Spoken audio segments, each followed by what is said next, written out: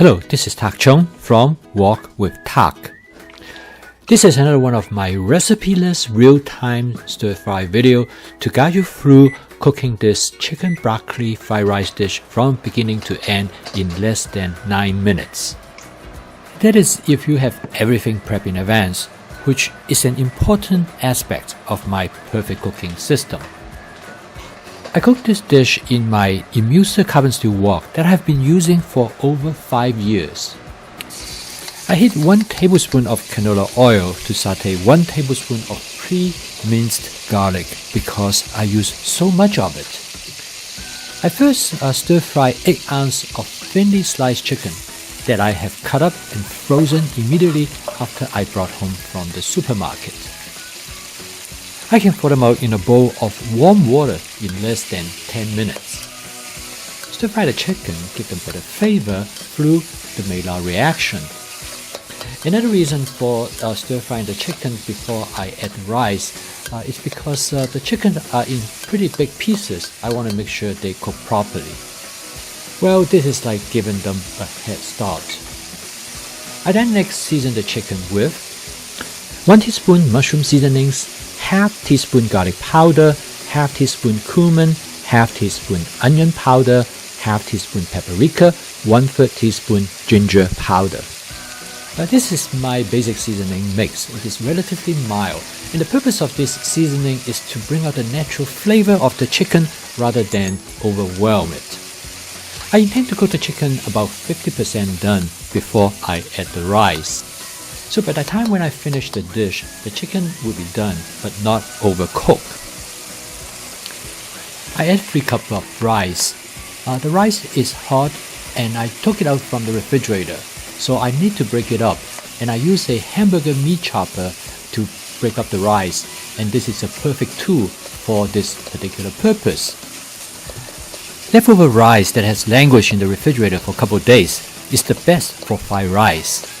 Long grain rice is more suitable than short grain or medium grain rice. I actually have made a video on how to make the best rice for fried rice. As you can see, some of the rice stick to the bottom of the wok, and it happens some of the time. Actually, that's quite alright because then it will give the rice some crispiness. The next step is to fry some egg. I'm going to fry the egg directly in the wok by clearing some space in the middle, and I add a little bit oil, and I'm going to fry 2 eggs right in the middle of the wok. I learned this technique from a friend of mine. I used to fry the egg separately, and then I would add the egg back to the fried rice. But this method of frying the egg directly with the rice in the wok is far more efficient, and I think it gives the rice a better flavor as well. I let the egg to fry for about maybe 15 to 20 seconds. When I notice that the white of the egg start to turn opaque, then I will break up the egg and mix it with the rice. Fried rice to me is always represent a case study of the efficiency of a wok. The slow side of the wok prevent the content being spilled.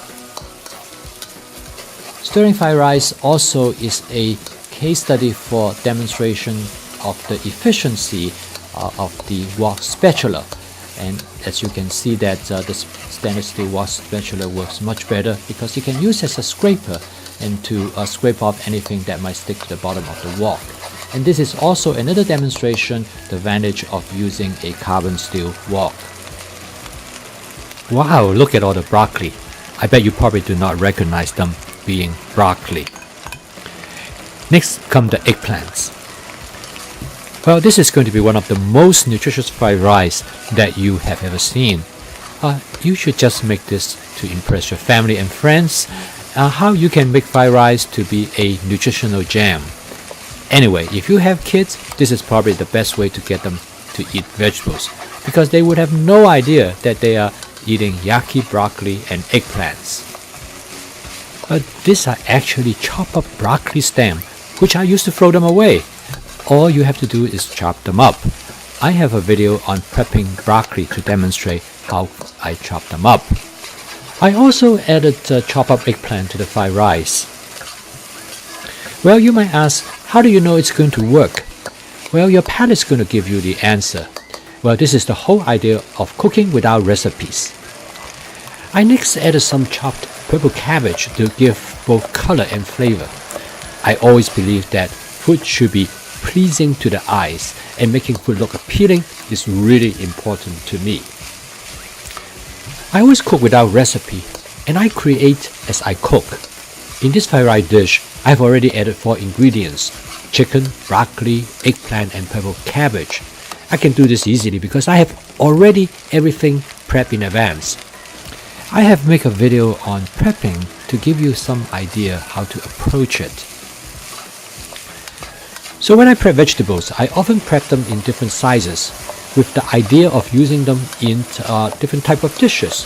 For the fried rice, I cut them up smaller for faster cooking. Diversity in vegetables is vital in good nutrition. There's a saying, cook with color, eat with nutrients. So a variety in color also means a variety in nutrition. I next add some salt, which I normally do not use. I have come to like the natural flavor brought about by the chicken and vegetables. Since I'm cooking the dish to take to a friend's house, I decided to add just a little salt. I don't eat out anymore because the food is usually too salty for me.